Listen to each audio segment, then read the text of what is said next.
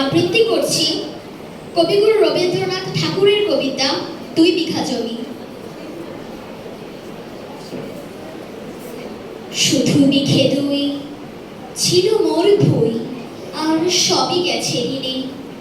বাবু বলিলেন, বুঝেছ উপেন, এ জমি লইব কিনে? কহিলাম আমি, তুমি ভূস্বামী, ভূমির অন্ত নাই। চেয়ে দেখো মোর, আছে বড় জোর, মরিবার মতো ঠাই।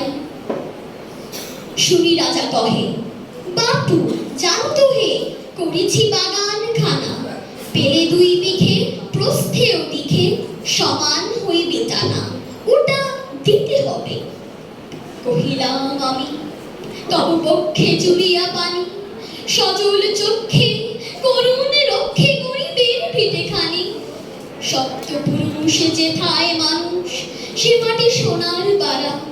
দন্যের দায়ে বেচি বসে মায়ে, এমনই লক্ষ্মী ছাড়া। আখি করিলাল রাজা ক্ষণকাল, রহিল মৌন ভাবে।